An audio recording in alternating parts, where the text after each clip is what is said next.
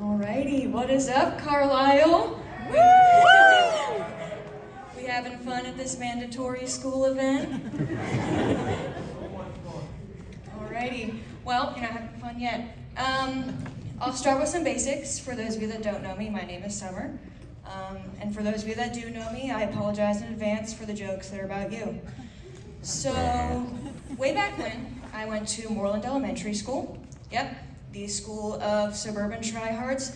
And I used to love school. I wore a uniform, even though it was a public school. They say dress for the job you want, and apparently I was going for president of third grade. I'm paying homage to that look this evening by wearing a wool dress in the dead of summer. So yeah, but now I don't care for school as much. A couple reasons for that. Could be that I went here.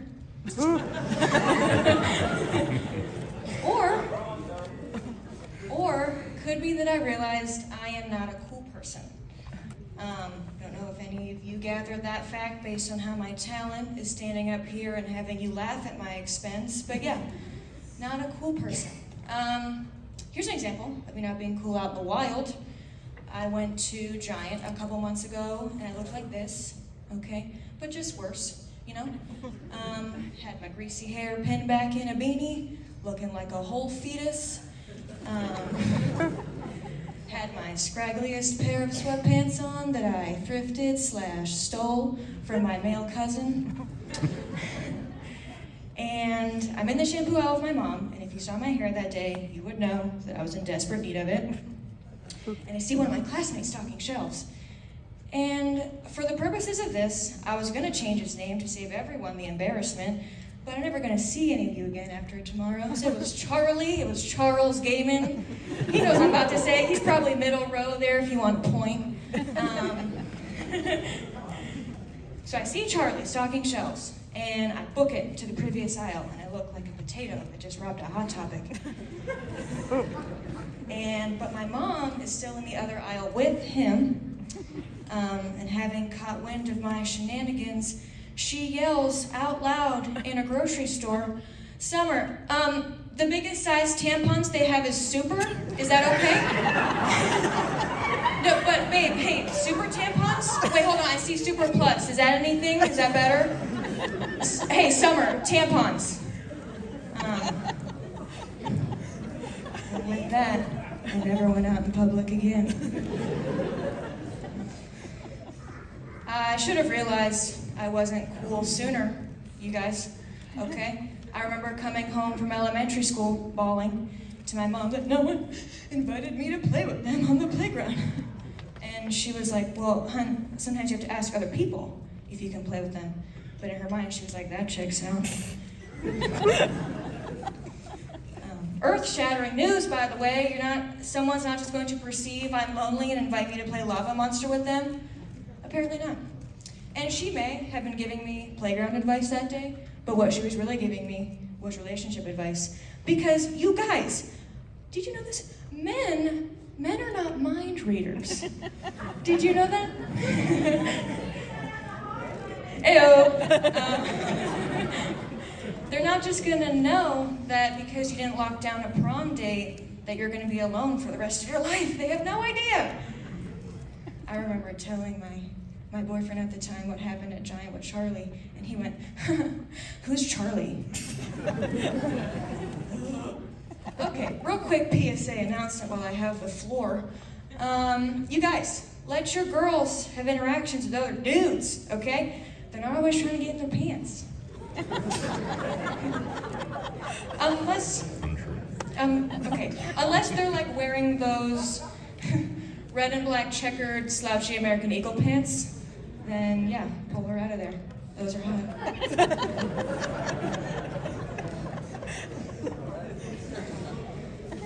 But I think my real inability to be cool stems from the fact that I'm dramatic. And you think someone's out to get me. And you think, oh, that checks out. She probably got that from her mom. That's all my dad. God forbid that man gets a headache. He just wanders over to the medicine cabinet like the cocaine bear shot with a tranq gun and just tosses back a fistful of ibuprofen like a handful of M&Ms. But I'm the same way, you guys, when I'm sick, okay?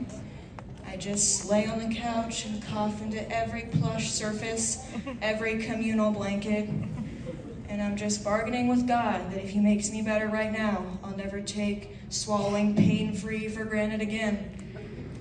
It doesn't work.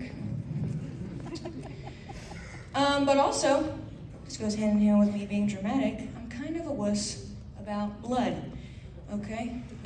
This was years ago.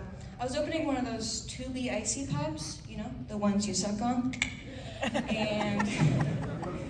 But of course my mom bought the organic ones. So they were just like impossible to open, like Rubik's Cube level complicated. Like there's something with the thumbs. Either way, I can't do it. And so I reached a crossroads, you guys. Was I supposed to go option A, the scissors, that I was eventually gonna have to clean off? Or, okay, grab the discarded steak knife already laying by the dirty dishes. You guys know I went, hey-o, steak knife. So I grabbed the steak knife, just grabbed that bad boy, and I'm just sawing right towards my hand, and it slips right into the meaty part of my thumb, and it's blood everywhere. So I panic, and I call my dad into the kitchen. And he has a chef background, which is relevant to the story, not in that he prepared me a home-cooked meal in my distress, but when he gets a cut, he just pours salt on it and duct tapes it up, real last resort Walking Dead style. But luckily we didn't have any duct tape on hand, so he had to use Band-Aids on me like a wimp. And he cleaned me up, and he said, "Don't tell your mother," and we did not. Told me to clean it in the morning, so I formulated a plan, okay? I got up the next morning, my dad was already at work, but my mom was in the bathroom still getting ready. I could tell because she was going, "Sin City's cold and empty," at 7 a.m. on a Tuesday, just blasting out the bathroom door. So I get in there, and I'm like, okay, again, you guys, I'm very cool and casual, okay? So I get in there, and I'm like, hey, hey Mom, I got a cut last night and Dad told me I should clean it in the morning. Could I do that here with you in the bathroom in case something happens? She was like, okay. So we get over to the sink and I cannot get the bandages off. They're fused together like the mouths of that one couple that's always in the hallway. You guys know what I'm talking about?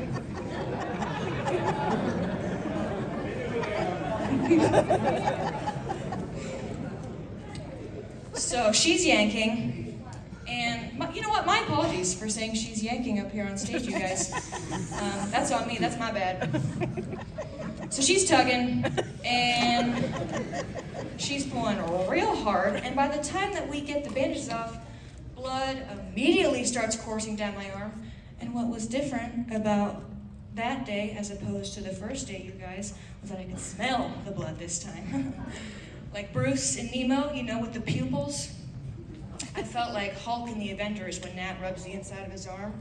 The sun started to get real low, and there were black sparkles flying across my vision.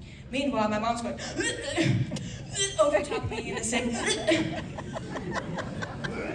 And I'm on the brink, I'm going down. I'm like, Mom, am I gonna pass out? And she goes, I don't know, I'm gonna kill your dad. So yeah. It's safe to say that I maybe got some of my drama from my mom, too. Anyway, you guys have been a great audience. Thank you so much.